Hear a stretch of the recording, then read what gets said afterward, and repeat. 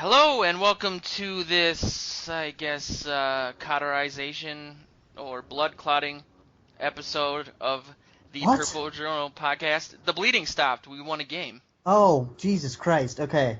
It makes Thought he's sense. talking about a turkey that had its head chopped off and was. Or that Facebook update that I'm sure you guys saw that I regretted sending. I was going to say, I thought you were talking about some, really strange and obscure medical issue. Well, it all ties together for me anyway. Yeah, it's the Purple Journal podcast. Welcome everybody. We are brought to you by VikingsJournal.com, PurplePTSD.com, and also our amazing sponsor, SkullYourHome.com, which, if you're looking for a home in the metro area, or even most likely on the east side of the metro up towards White Bear Lake, check out SkullYourHome.com if you're looking to buy, looking to sell. It's a great website, and it's Vikings related, so you can't go wrong with that. But here we are with, as always, Mr. Joe Oberly of VikingJournal.com fame, among other sites. Hello. Hi. And we're here with Luke Braun, the trusty Luke Braun from PurplePTSD.com. Don't trust me. That's Well, a bad plan. I just wanted that to be on record for the inevitable lawsuit. But yeah, man, how you doing? Not bad. Not bad. I'm in LA in what is probably traffic Armageddon, and after this podcast, I'm going to go join it. Oh, are you still at your office? No, I'm going down to San Diego to see some family for Thanksgiving. Show off. Luke, do you golf? I golf, but exclusively with my father. Oh, I was going to say I need some San Diego golf course recommendations. Yeah, Ooh. Joe is My the dad can definitely help you with that. he's the managing editor of what is it, Minnesota Golf? Minnesota Golfer Magazine. Yes. I was on the My dad knows him real well. I was on the don't. golf team in high school. I lettered. How about that? Nice. Shot a Very 54 nice. shot a 54 at Hiawatha, which was a personal best. And so I made That it. seems good. Yeah, I mean honestly my handicap was literally like I'm handicapped. So Jesus Christ. You shot a 54 on 9 holes? yeah, but I used to shoot like 75 on 9 holes, and when I turned in my Oh. scorecard, people And you lettered? How'd your team do? Oh, my goodness. yeah, we fell apart. You know, as long as you were a top 4 in one match or meet or whatever we called it, you got the letter. So I snuck in just somehow. Nice. That was terrible.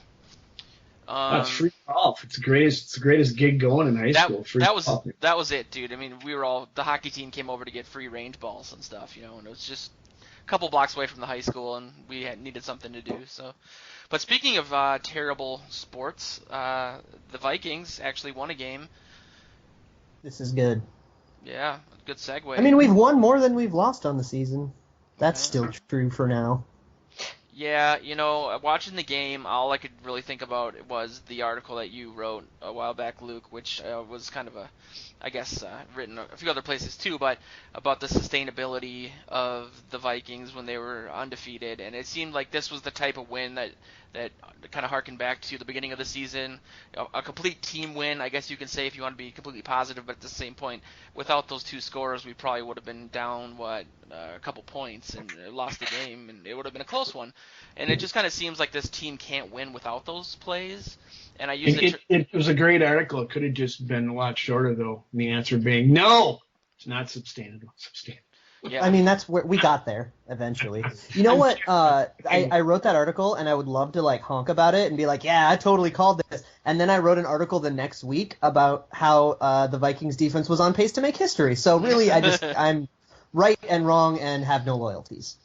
That's good. That's why you get everybody joining in. You know, one will rip you one week, and the other side will rip you the next. That's good. Yeah, I got ripped on the article. I just wrote an article yesterday that was basically we don't solely need to win tomorrow, but it's about how we win. You know, and that was more of a personal thing. My point was, if we win the way that we did against the Cardinals, that doesn't mean to me that we're back on track or that we're going to go to the Super Bowl. I don't think it's, I called it, what I was getting ragged on for was the word fluky. I said they're fluky plays, and somebody was like, well, they're schemed and they work hard and it's not a fluke when they're doing their job. And I get that, I guess, but they are. 100-yard pick six is not a sustainable thing. Exactly, man. That was kind of a big deal. The announcers were saying. Which, by the way, NFL record for team record for 200-yard plays in one game. Yeah. It's pretty amazing. Yeah, so let's just do that every week. Why not? Yeah, exactly. So there's a little of two sides of that. I agree with you, both of you. That's certainly not, you can't count on it, but you can count on them, to get good play from their special teams to put you in position, put good plays from your defense to give you shorter fields and improve your field position. You should be able to count on some of that. Offense had a decent game too. Yeah, and the offense, building further a little bit each week. Right now, still needs this kind of help, but you can't count on them to be big scoring plays like that and to get you wins anyway. It's for sure. You can't. One thing we may not talk about, and we totally would be if it weren't for that pick six, is that drive. They were in the red zone because of 3 penalties on the secondary that just kept propelling that drive forward. Yeah. And some of them, I don't know, some of them were kind of weird calls. There were weird calls all over this game, but that we would have been talking a lot more about that if Rhodes hadn't picked it off and taken it to the house, because they were on our doorstep, and it was due to a lot of bad discipline. And there was another drive on their side that, like you said, there was bad calls all over, but the Vikings, yeah. I'm sorry that maybe that was them. Yeah, I think that worked both ways where some penalties helped the Vikings along and one point. The announcers at one point said I'll just say it, this is awful officiating. There was a couple calls. Hickman's been feisty lately. Well, he's been saying that a lot. It's the concussions, man. No, he's mad at Skip Bayless. I wonder if at any point, you hear about, what Jim Irsay did when the Colts couldn't beat the Patriots and how hard it is to be a DB these days, if they'll ever look at that and change it back to what the rules were before. Because I do think you see, there was a call, I think, on Rhodes that was it was an inch after 5 yards, and there was just a little bit of contact. It wasn't on purpose or anything, and they were like, "Oh, that's." Aikman said, "Oh, that's a good call," and it's he didn't do anything. On the pick six, Munnerlyn got away with murder. That's true. That is true. He doesn't agree with you. He said. Of course he doesn't. Well, yeah, no, I know. Of course, that's what he's going to say. But he was actually, we were standing there talking to him on Wednesday or Tuesday, I guess, in the locker room, and he's, someone asked him about it. He got a little defensive because he went on had a little Twitter war with it with I can't remember who it was, over on maybe Carson Palmer, but he said the guy came into him and he said, I never grabbed him, but I engaged him, which he was legal to do at that point, and it looked worse, I think, than it was, but he was pretty adamant that he didn't hold him. And, he did hold up his arms after a while, but so the guy came forward, and who was it? Brown or whatever came into him first and didn't get off his jam. He held his, he kept his jam on him, he said, and that allowed Xavier to make the play. So I'm going to side with him a little bit on that. I guess go ahead. No, this is totally irrelevant. I'm just really happy that Captain Munnerlyn is subtweeting Carson Palmer, because that is so that's so high school drama. I love it. I'm sorry. Yeah, okay, go on. Totally. Well, that's definitely a pride thing, when biggest play of the game and you're getting hauled out by the other guys for, whining that you held their guy, when there's holding on every other play. And I don't know. I like Captain. I think he's an honest guy. I mean, for 2 or 3 years, he still says it, how he stunk his rookie year here, or not rookie year, his first year here. And I think he's an honest, forthright guy, and so I'm going to take him at his word that he didn't hold him. And by God, the refs agreed. Yeah. I mean, I don't disagree. He probably believes that earnestly. Whether or not he's correct about it is another thing entirely. Also, scrolling through his Twitter feed, he is on a hell of a crusade for making nickelback a position in the Pro Bowl, and I support him 100% in that. Oh, I thought you were gonna say having Nickelback perform at the Pro Bowl. I was gonna say, has he lost I his think mind? that happened once. No, that they performed in a Thanksgiving game, and it was awful. You should get Chris Cluey to start mounting that campaign, because Chris Cluey got Ray Guy in the Hall of Fame, so maybe he can help out Captain. That's true, and he's got a point about nickel corners. Yeah. I mean, totally. Especially in this day and age with how much passing going on in this league. Yeah, it's more important than your third linebacker these days. And Joe, you wrote an article about the new passing game, and I think there was a quote in there from Munnerlyn about tomorrow's game, saying that probably due to the recency of us just having played them, that they're going to essentially have the same scheme. That's what he said. I asked him, I said, you got a short week to prepare. Does it help you that you just played them 15 days ago and you don't have as much film work to do? And he just jumped all over it and said, yeah, it's great. He goes, there's really not time to change a lot of things up. He says, if you change up stuff now, you're gonna make mistakes, Says, and it kind of gives you a little insight at how much they prepare, and they get the game plan in, and they drill it, so it becomes second nature to them. And if you can go back and use some of the things that you did 15 days ago, you're going to use a lot of that, and you're going to tweak it, of course, and add some new wrinkles here and there. But generally, it's going to be the same attack. The other side of the coin is that'll be the same for the Vikings as well with their game plan against Detroit. Yeah, I mean, I think they were really successful against Stafford for most of the game. A lot of the yards and obviously the touchdowns came within the last couple minutes. I mean, that or with overtime and everything. But I think he was held to like 210 yards, maybe. We played well enough to win that. Like, we played well enough to have opportunities to win that game, and then didn't take advantage of those opportunities. But I have no doubt that we can play well enough to get those opportunities again.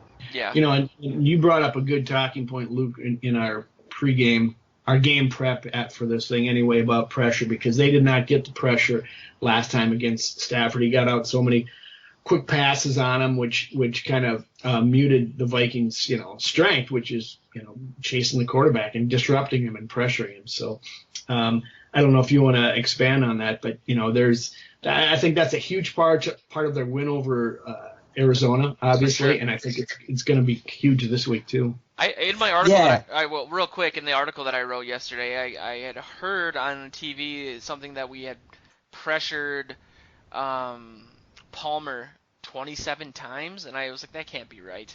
Yeah, it was absurd. According to Pro Football Focus, and they're one of the only sites that tracks this, they got pressure 62.8% of the time or something like that, wow, which is ludicrous. For context, last year, Teddy Bridgewater and all the pressure he was under was 48%, and that led the league. Yep.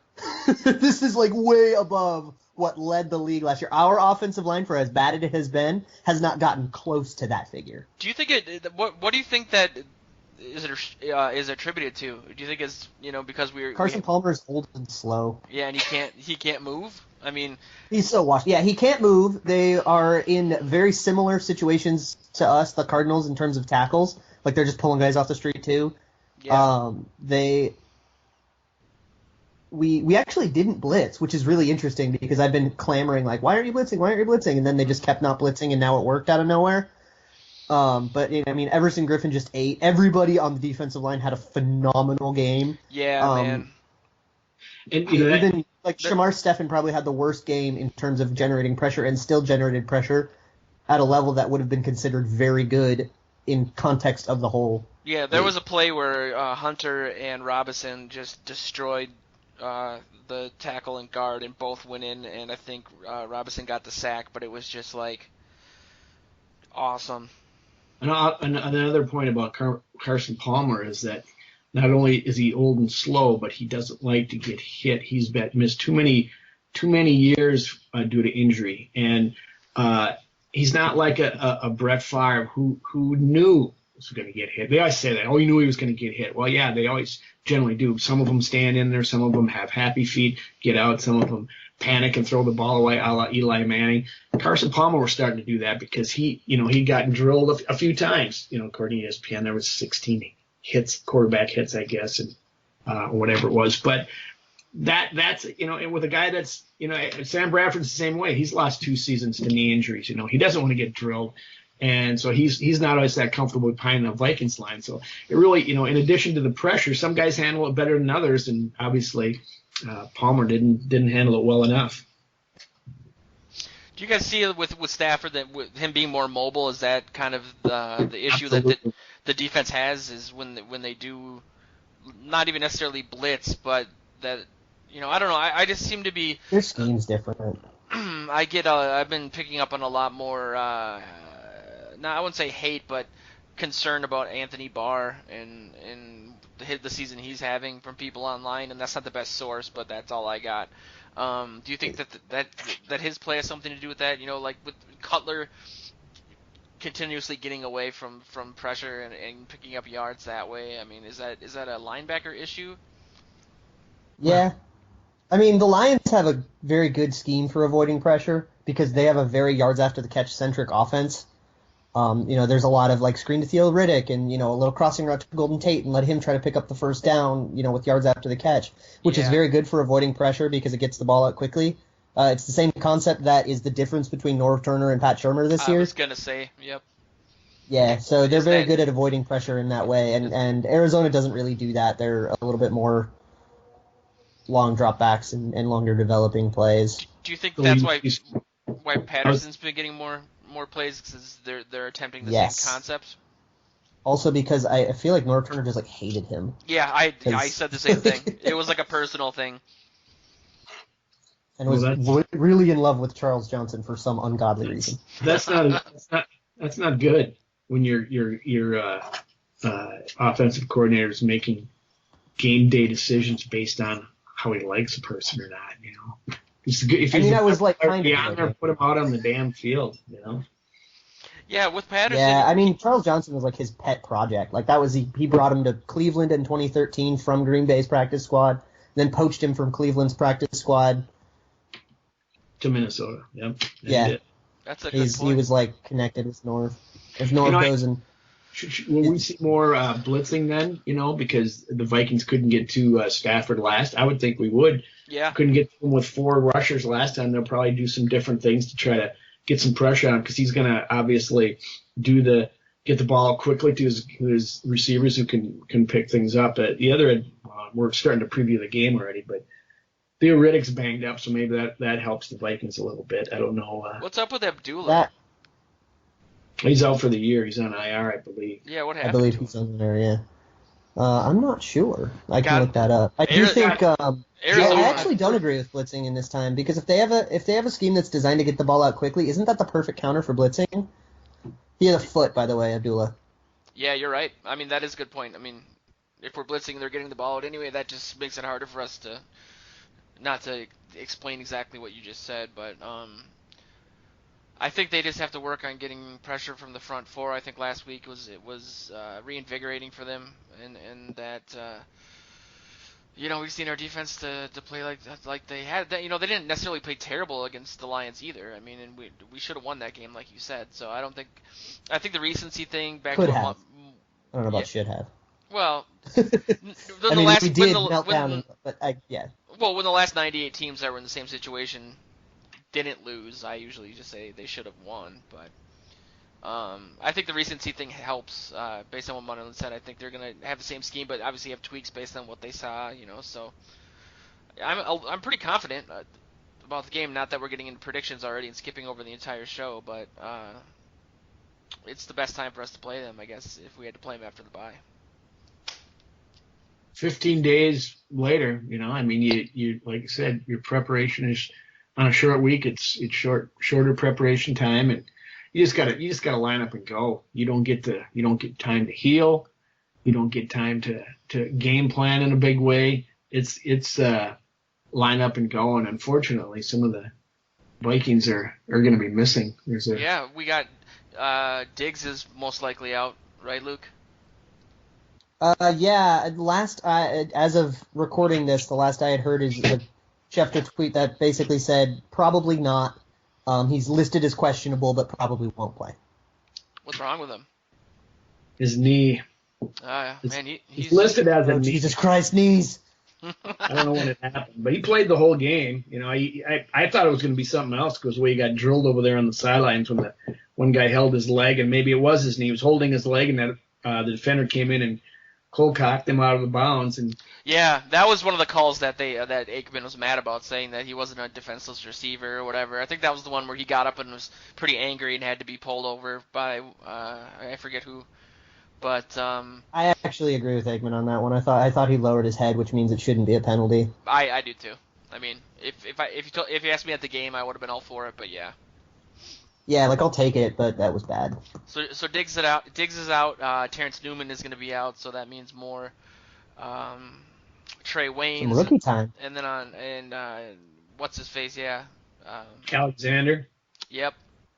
He's been playing pretty well. He's been getting some time. But yeah, I don't know if Zimmer thinks he's got a ways to go when you hear Zimmer talk about him. That he makes a few mistakes and tries to be in places he's not supposed to be. But hopefully he's never been a guy who's afraid of work. He's never been a guy that doesn't want to get better. So he's the kind of guy that will the more chances you give him, he's going to figure it out. Wasn't the consensus at the beginning of the year, Joe? I think we talked about this. You said that kind of him and Waynes were kind of polar opposites of one another, where Waynes was more conservative and maybe played off the ball too far. Alexander was more aggressive and Yep. That was kind of the take on him. Coming from the coaches, absolutely. That's what they were saying about him. And Zimmer said he can always. It's easier to pull a guy back. Hold a guy back than it is to coax a guy forward to get aggressive if that's not their natural style. And Waynes has still been doing that. However, for whatever the cost of playing off too far is, we are also reaping the benefit in that Waynes has been very good on deep routes. Yeah. Yeah, he has. He stays with them. He's been tight coverage when he's got a chance to run with them. I think he can make up. If he gets beat off the line, he's able to catch up and still get in there with some tight coverage. I agree with you on that. And people ragged on him coming out of Michigan State because they said that he really wasn't good in run support and he wasn't a strong tackler. I mean, he's a pretty small guy. I mean, he's 6 foot, but he's pretty skinny. It seems to me that he's been doing pretty well, stepping up and picking up tackles. No, I think he has. I think he's having a decent season. He's one of those guys that's just going to develop more slowly. But I don't think you worry too much about how much time he gets, especially when you see how Newman's been this year, what kind of season he's having, according to. It's like so stupid how good he is. Yeah. It's amazing. Well, speaking of slow developing players, on the other side of the ball, and this kind of ties into the article that you wrote for Purple PTSD, Joe, but if Diggs is out, I assume Thielen's going to probably take over as the number one receiver, and then at the second receiver you get Patterson, who seems to be more of a dump-off guy, like a third receiver. I don't see him running a ton of routes more than just picking up short passes and looking for yards after the catch. But do you guys think that we're going to see some more Treadwell, or I know, Joe, you also wrote about the usage of Jarius Wright and the struggle he's had to get on the field? You might see him coming inside more where he's used to playing and move out Thielen to the outside. But I think you're going to see a lot more Charles Johnson and Patterson having his same role. I know Luke's not happy about that. I don't. I wonder if I kind of looked at Patterson's numbers for the year, and I thought a lot of people thought he had a big game last week. Certainly had the touchdown, and he did. But he only had 4 catches on 8 targets, and 8 targets has been his top target number twice. So he really hasn't. He hasn't gone too far away from that. I'm thinking they're not going to probably, go crazy with him, but slide in somebody else to replace Diggs, and then keep Patterson in his same role because it's been so effective for him lately. So I don't know. It's hard to say. It's just a guess. I'm very happy with the way that they've been using Patterson. I mean, it's like, how much more can you expect from a guy who's just been like a non-factor for 2 years? Anything from him, I'm thrilled with. The fact that they're putting in Charles Johnson over Laquan Treadwell from a production perspective is just very confusing, and even from like a raw skills perspective. But here's something for you. So in the last 4 games, Charles Johnson has outsnapped Laquan Treadwell 67-23. So 67 snaps for Johnson, 23 snaps for Treadwell, and they both only have 1 catch.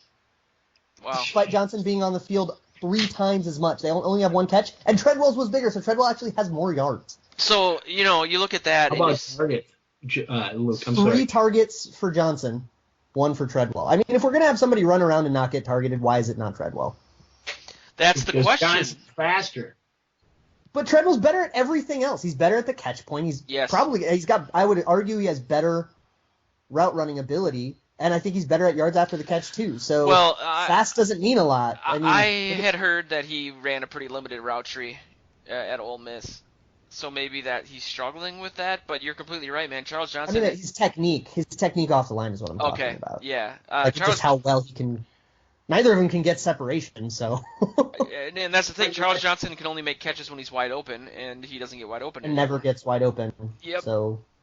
Well, that just speaks to what has been my lingering concern since we drafted Treadwell, and I'll completely, with transparency to our audience, I've said this story before, but we have new people listening, because I have family in town. We had a live chat on Purple PTSD, and the first thing I said was anyone but Treadwell, right? And as things got closer and closer to that, it was like rewatching a car accident you were in on YouTube or something. It was like, this is totally going to happen. I don't know if he's the right receiver for this team. I don't know how he was listed as the most pro-ready guy when clearly he can't. People make all these excuses for him, I guess, is my point. And the thing is when you take a skill player in the first round, you expect him to produce at some level.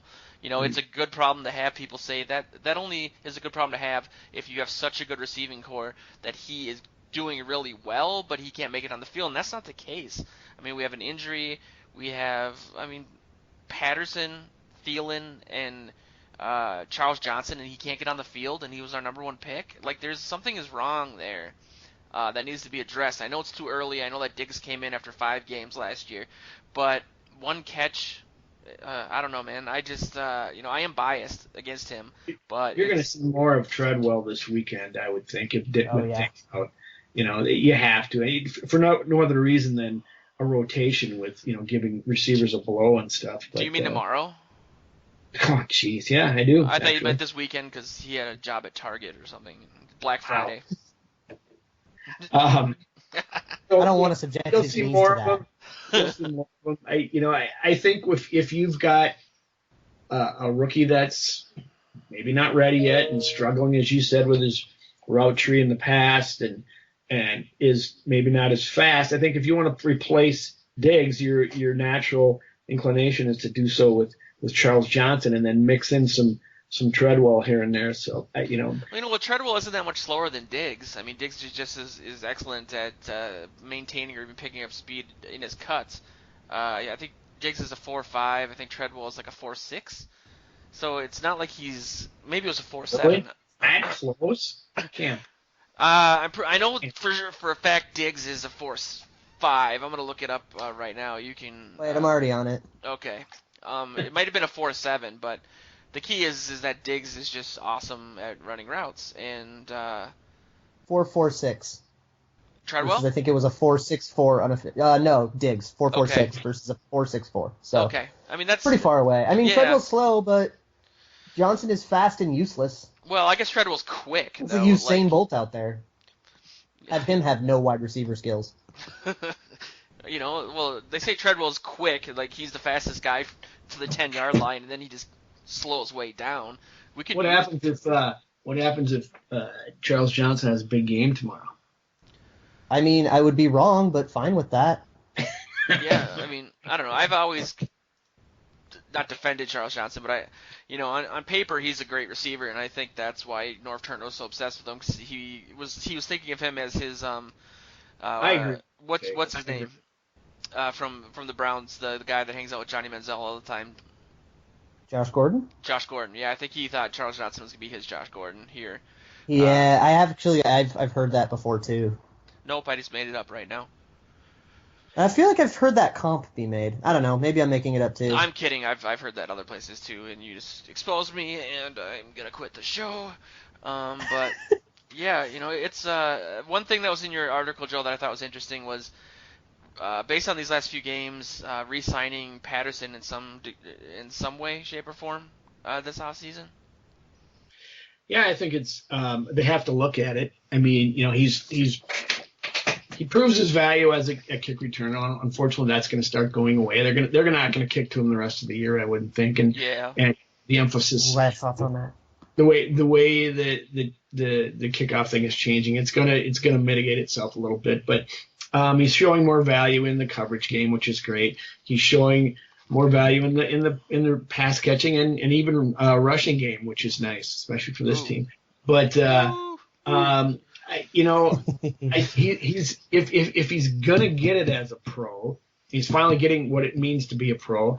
I think you have to go back and revisit the fact, first round talent, had his head up his tailbone for a number of years, and is finally figuring it out.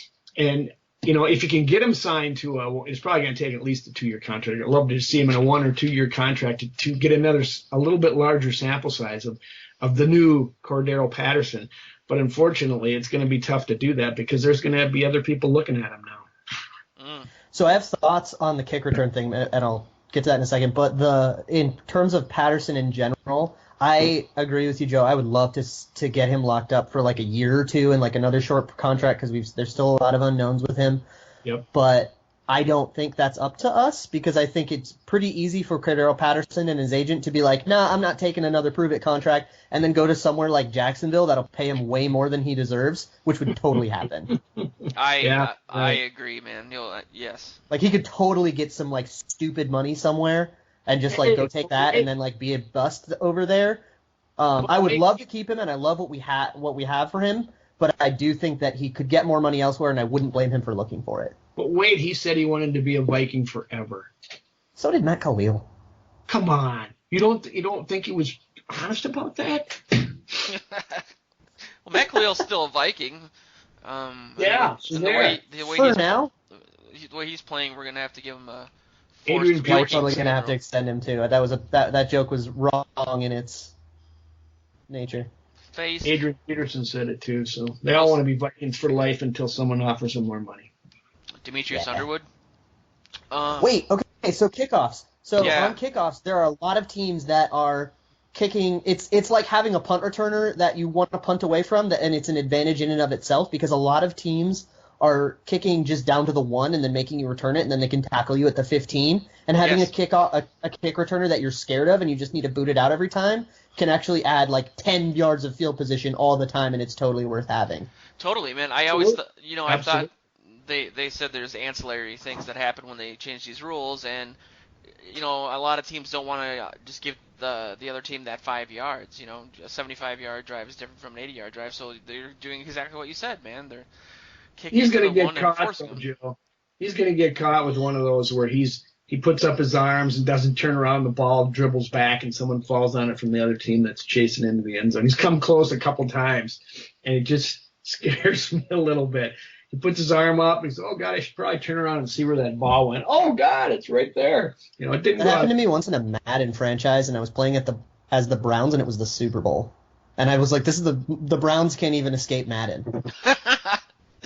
It's like that the guys that coded NBA Jam came out and finally admitted that they made it harder for one of the teams when they played the other team because they hated that team. I don't know if you guys know what I'm talking about, but the last thing about old school here, Joe, and now I'm quitting this podcast and leaving forever. Yeah, NBA Jam, man. NBA Jam was like the 90s, wasn't it? Yeah, me and my best friend played that obsessively. Like it was boom shakalaka.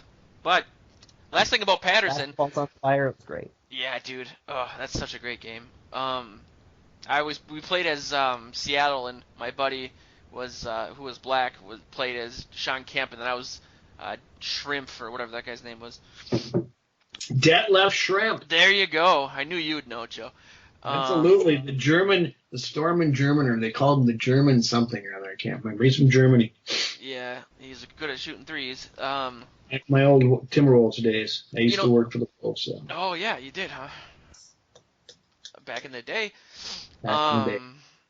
With Patterson, people have been looking at him maybe as a way to, as opposed to you're not getting into AP's returns. We talked about that last week, but using Patterson more in the run game. I don't know where that idea manifested, if that's just something that people have been talking about online this week, or if there's been some chatter from the team. There's a logical way to do it because his like just general build suits a running back, and people are under the impression that he has good vision because he can return kickoffs, which are way different than running plays, but still. And also that, we do jet sweeps and stuff with him, so, like, what's a direct snap? And I saw a lot of plays done it before along those lines in OTAs and training camp before he got hurt. They've got, granted, that's not the stuff you're going to bring in, but you're practicing them enough times that, at some point, that's going to happen. They're going to, give him the ball. I mean, what did they do, a double reverse last time? I'm not sure if he was involved in that out of the Wildcat, but I just saw enough. I saw him with being handed the ball enough times in OTAs that I thought at some point it's going to happen. It should. He's free on a lot of those Wildcat jet sweeps. Like, even when they're fakes, like, they're not keying on him much at all right now. Speaking of the Wildcat, how about that play when Bradford just got destroyed and they flagged it even though they shouldn't have?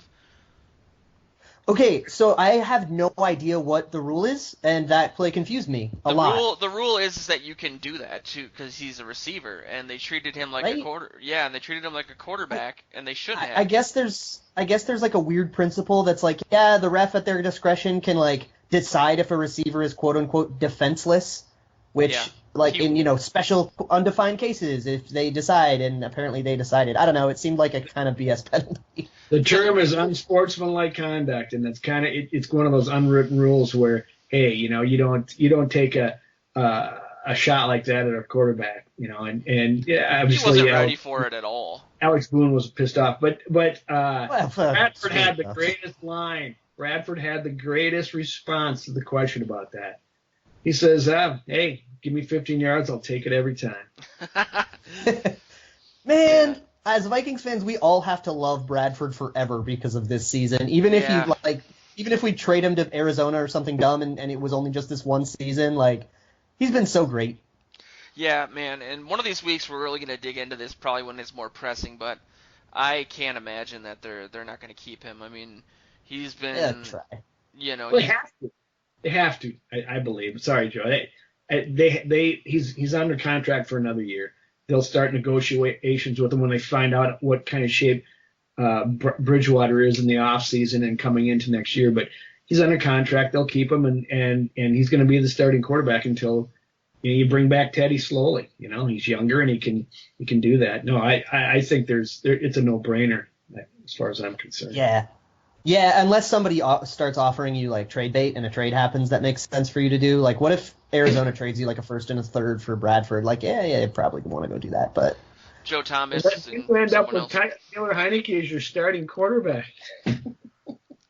For a few weeks until Teddy's healthy, and then also you get your draft picks back. I mean, like, if somebody decides to trade you something stupid for Bradford, you probably do it. But it's not like we're going to cut him to save the money on his contract or anything. This is so unknown. Bridgewater's injury is such an unknown. You hear all these people that haven't diagnosed it talking about, oh, God, that he may never play again. And there's a lot of that. And he is not Adrian Peterson. He's you don't know how he's going to come back. Like he was in the locker the other day and he saw him walking around and smiling, and he looks fine. But does he have crutches? No, he was just walking, and so it's great. But you don't know how he's going to come back physically. You don't know how he's going to come back mentally. Granted, you can get hit, but it's still such an unknown that I don't think.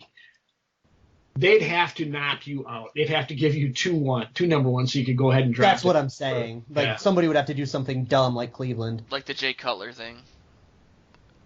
What if he plays out his 2-year contract and Teddy comes back and is healthy, and then Sam Bradford hits free agency and becomes the Bears quarterback for the next 4 years?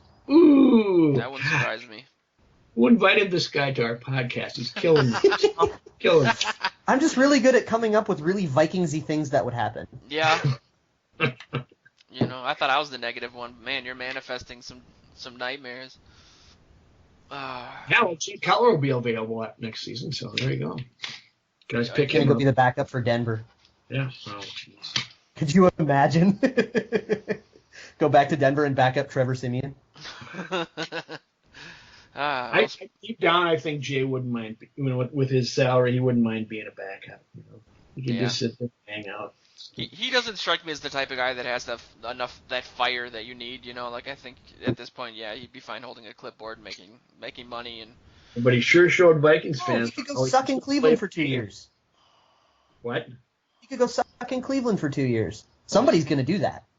He showed he can still play the game if he wants to against the Vikings 3 weeks ago. Yeah, that's the key though. I mean, it seems like when he gets ripped on by the fans or the media or whatever, he lights things up and then he just goes back to hanging out with the chick from the hills. I've been making a bunch of jokes, but I actually am probably higher on Jay Cutler than most. I don't think he's like the worst quarterback ever. I'm just making fun of him because I hate the Bears. Yeah, well, he's lit us up a few times. We seem to struggle against him. But speaking of, I have no segue. Ronnie Hillman got cut.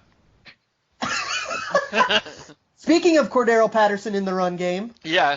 Speaking of mirroring people from MTV, Ronnie Hillman got cut.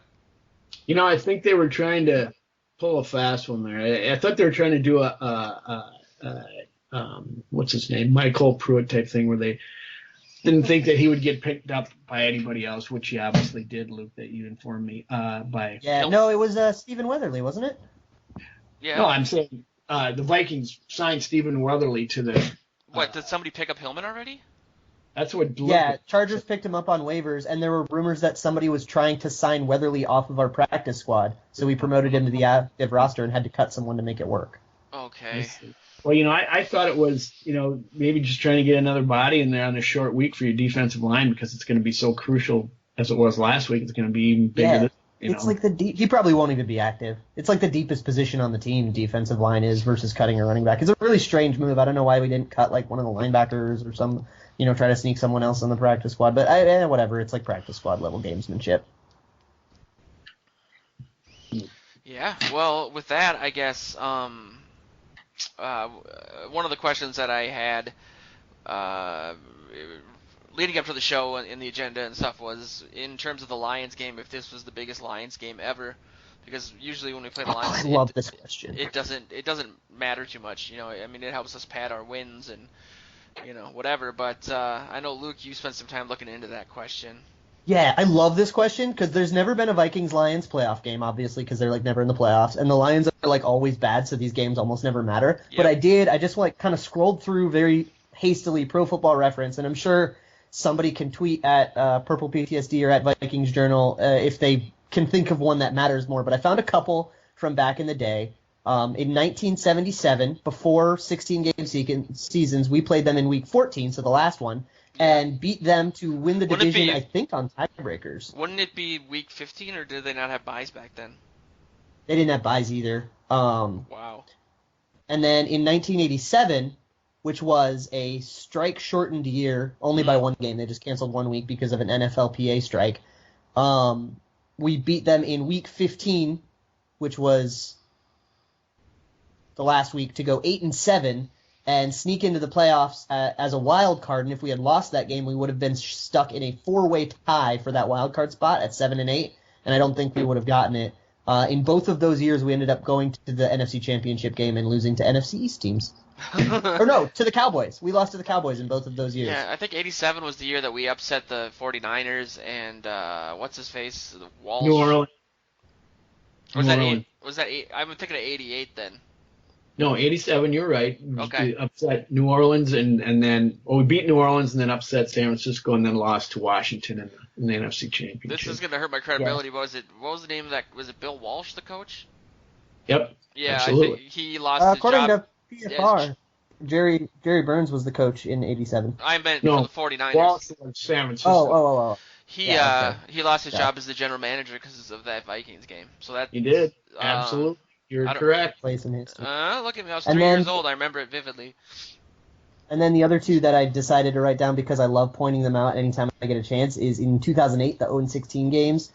We beat the Lions twice by 2 and 4 points respectively to avoid being the only team to lose to the Lions that year. One of those games was the Dan Orlovsky safety game, which is like my favorite thing ever because he literally ran away from Jared Allen out of the field. I never forgot about that. I was at that game. It was phenomenal. Oh. Going back to the San Francisco game, though, that Anthony Carter, if you remember that name, just blew up. Yeah. He ended up on the cover of Sports Illustrated, shocked the hell out of everybody. And they had Jerry Rice and they had John Taylor as their receivers, and here comes Anthony Carter just blowing them all away. I think he had like 3 touchdowns. The reason I know all this is because like a year ago I saw some like biggest playoff upsets thing on NFL Network, and that was one of them. And I think Anthony Carter had 2 or 3. I'm pretty sure he had 3 touchdowns that game. They should have beat Washington. They went out there and they had that. The pass or the play to Darren Nelson that came up short, or I don't know what it was. I don't think he would have got in anyway. But did he fumble? I think so, or something. It was like at the 2-yard line, and it was against Doug Williams, right? Yeah, it was one of those. Yeah, and they went on to win the Super Bowl, of course. Yeah, but Darren Nelson. So I looked up. I've got that San Francisco game's box score pulled up, and here's Anthony Carter's stat line from it. Okay. 1 rush for 30 yards, so he must have busted some random weird play for 30 yards. 10 for 227 receiving. Wow. No touchdowns, though. Everybody else got the touchdowns. Well, there goes my memory, but yikes. The other thing about 227. was the strike shortened season, and the Vikings. That was replacement players that year. Oh, and they lost every game with the replacement players. They lost all 3 replacement games, and they still. I mean, they had to battle back and get back in the playoffs. That's why they were underdogs going into both of those games, and they ended up winning them because 8-4. Yep. Without the replacement players, so screwed by the. I mean, they made it all the way to the championship game and came within a score of going to the Super Bowl. So I don't know how screwed. So do you guys think this is the biggest game that we've had against them? It is, at least in my lifetime. As far as I remember. Anyway. This is a surmountable thing. Absolutely. It's a big game. I mean, we do need to win it. In recent memory, yeah. For sure. But like the games that I looked up were like the last week of the season or second to last week of the season. They were all like, if you lose, you are mathematically eliminated. Yeah. And this one, we could theoretically lose and then like try to make a run, and the division is still not great. The Packers are bad, and even if we lose, the Lions could still fall apart, and we could still steal the division at like 9-7 or something dumb like that. So this game, I mean, there's a ton writing on this game, but I don't think it's as big as as like the Week 17 game in Lambeau last year was. Yes, but it sure feels like it because the Vikings are such they're precarious. They really are. They won a game last week, which was great, but they could go either way once again. They don't have an offensive line. They have a lot of holes there. The defense is nicked here and there. They could, a lot of things can happen. I feel like a 1-game lead in this division is much, much better than a 2-game deficit, even with the Lions. I think this is a really huge game. And you hear people say they got to play it like it's a playoff game, and I really think that's true. The hole they have to dig out because they're not going to get a wild card. If they lose this game, I don't think they'll get a wild card. Me either. No. So they really have to win it to get back up and get precedence in the division. You can't count on the Lions to go out. They've got a pretty easy schedule, 3 home or road games in a row here coming up, but they're teams that they don't have that many tough games left.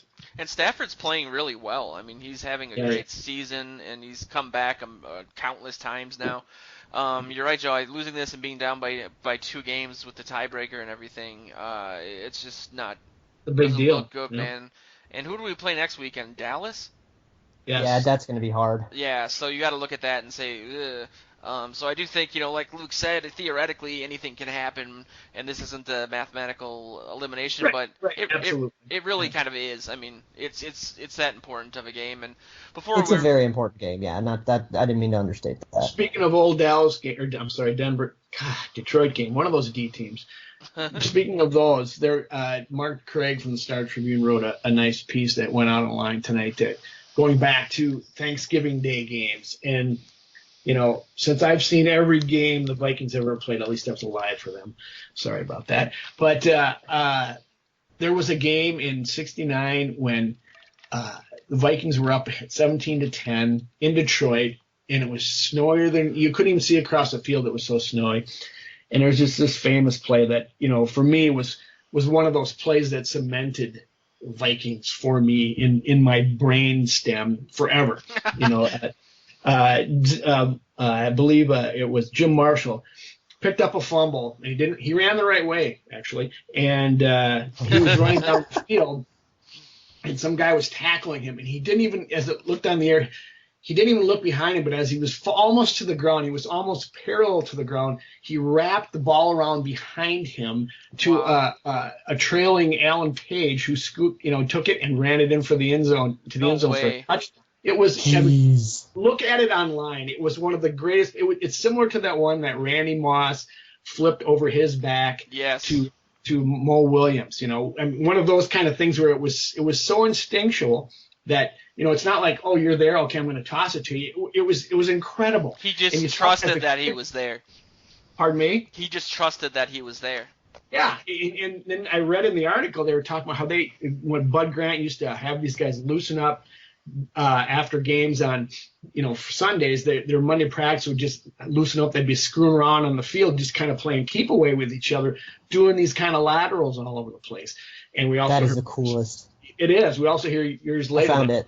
Moss and Mo Williams also did that kind of thing. So it was really cool to read it. I suggest you take a look at it. It's worth seeing. Luke found it. Yeah, and I found a Giphy of it. Oh, that's so cool. That is so cool. I gotta. And it's just like snowy and awesome. Yeah, it was great. That's awesome.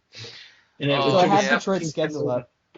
Turned into a win for him. It was huge. So I have Detroit's schedule up, and it's actually not all that easy. So it's Thanksgiving, and then afterwards they've got a long week to go into the Superdome, and the Saints are a different team at home.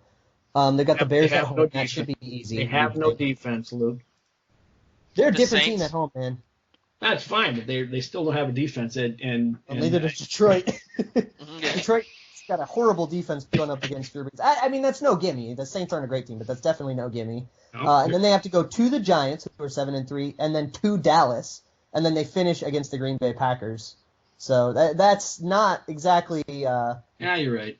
I mean, 3-3 would be not bad from there, and I think the Vikings have Dallas and then Jacksonville at home against Chicago. Have to go to Lambeau. That's kind of hard. And then who else do we have? We finish it. The Bears is the last game of the year, I thought. Oh, the Bears is the last game of the year. It's at home. I'm sorry, but Lambeau this year is not going to be that hard. It's always hard. Oh, and then the Colts, who are probably bad. Yeah. It's always hard, but it's not going to be that hard this year. Well, it's not going to be as hard as like last year was, but like it doesn't matter. I mean, even in the worst Packer years, they still play us tough at Lambeau. Definitely. They do, but I'm just saying it's going to be easier to get a win there. Mark my words. And there's definitely a lot riding on this game, though. Yeah, there is, man. I mean, it's if we were to beat them, who would have the tiebreaker then? I think it depends on how the last few. You go to the next tiebreaker. You go to the next tiebreaker, which might be like points scored or something. Division record. Yeah, it's division record, and we both have 2 division games left. Okay, I was thinking of fantasy football tiebreakers. Before we get into, I guess, the keys to the game and the prediction, I do want to remind people of our sponsor, which is SkullYourHome.com. It's the website of a guy named Nick Wimpris. He's a realtor, Vikings fan that I met through Reddit, actually, and we every year he hosts a Purple Party out at his house in White Bear Lake, and we get about 100 people out there. I've sponsored it once and shown up nunts, and that's because I am so impressed by Nick. He is a great guy, huge Vikings fan. Really has a lot of scruples. He does business the right way, the old school way. He's a man of his word. Just a really great realtor. And if you're looking to buy or sell a house on the east side of the metro, from St. Paul all the way up to White Bear Lake, he's your guy. And you got to support him because he's a Vikings fan. So SkullYourHome.com is the guy. But yeah, I mean, we've talked about how important the game is. Just I guess one or two, if you guys want to point out like different keys, what do you think the two keys of the game are going to be the determining factors? Luke, you can go first if you want to.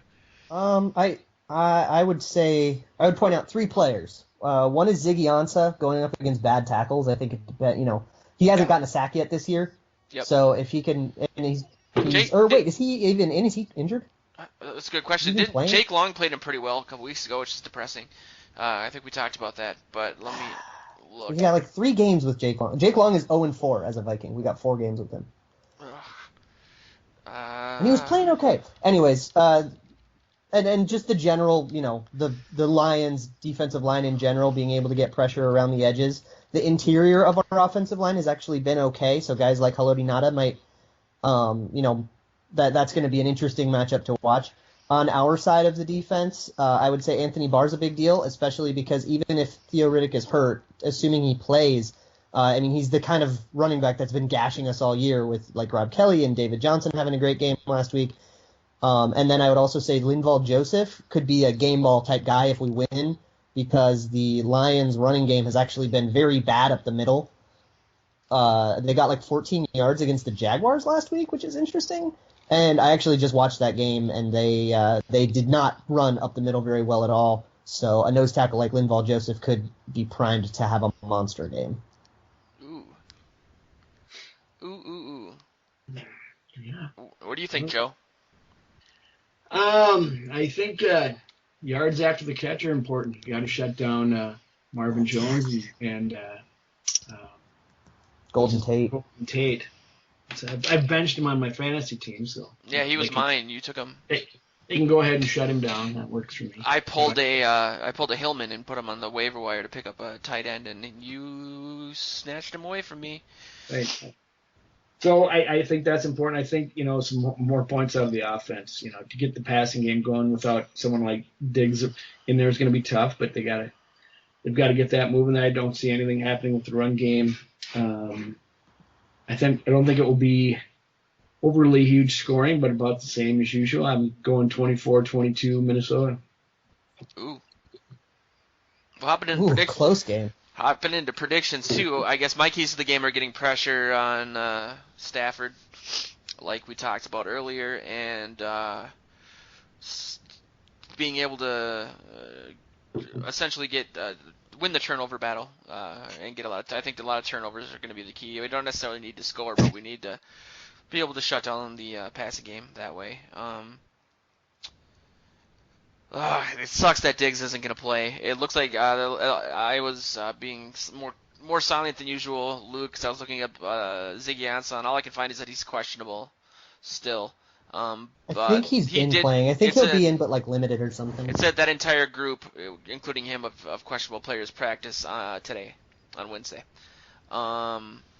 But yeah, he doesn't have a sack all year, so whatever. I do think it'll be a close game. I think it'll be gut-wrenching, and it's going to just having family around is going to make it worse, because I like to get in my wheelchair and crash into things and use expletives during the game. But I do think we're going to win. I don't know, man. I think we're going to win, because I can't imagine what it's going to be like if we don't, for me. So I'm going to say that the game is going to be like 27-20, something really similar to what the game was a couple weeks ago. But I think we're gonna win. I think the team's riding high from Sunday. I think the short week, despite the injuries, is just gonna help them and the recency. So yeah, man, I'm saying 26-20. Bada bing, bada boom. All right, I'm gonna be a contrarian. I'm worried both because we're on the road this time. Yeah. Which means it's going to be harder than last time for that reason. We're on a short week and we're more banged up than they are. So the short week hurts us more than it hurts them. Plus we have to travel even though it's just to Detroit. I'm going to say we lose 20-17. It'll be a close game, and it'll come down to a made Matt Prater field goal. Ooh. Because kickers make me sad. Speaking of Except Kyle kickers, Forbath was okay. if Forbath's first, isn't it just? This is why I think I've been getting into philosophy a lot and reading about like reality and all that. And there's things to me that make me think we're in the Matrix sometimes. And the fact that Forbath's first field goal was 27 yards is one of those things. That's so beautiful. The curse is broken, and then went to every other kicker in the league. Yeah, what happened? I think there were 6 missed extra points, was it, or 4? 12. 12. Okay, it was 12 6. missed extra points. 6 in the first half. It must have been, including blocks. 3 of them were blocks, and All right, we had a block. Forbath's wasn't on him. That Nope. was definitely on Kyle Rudolph. No, it's interesting, and I saw on ESPN they don't count those as missed extra points. That's part of the 12 that everybody's throwing around, though. It is. Right? It absolutely Yeah. is. It absolutely is. I'm not saying that. I went on there and they have them at after the stats after the game. They had them as 3 for 3 in extra I points. do agree with that because they're more often than not the kicker's fault. Absolutely. Well, Definitely. this one was Kyle Rudolph's fault. There's no question about that. Rudolph's having. He's not doing too good in the block. He had a bad game. Dude, I mean, he blew a couple blocks like big time. And so The strip sack fumble was partially him and partially Clemmings. yeah, Clemmings. Well, with that, I think With that exasperating Clemmings take, you got to end everything with Clemmings. Get everyone real down so they can just devour turkey and get all that. What is it called? Tryptophan is what's in turkey. But you guys have any closing thoughts or thanks? You guys want to give thanks to me for anything? Yeah, thanks, Joe. Thanks for calling me up here for this. This is good. The Vikings are going to win. Vikings are going to win. Remember that. You heard it here first. They're going to win on Sunday. probably not first. And it's not on Sunday. I was the first one to predict. Yeah, it was, Luke. I was the first one to make First of this podcast. Okay, yeah, sure. Yeah, right. Thank you. And small victories are important for us. That's right. First is first, brother.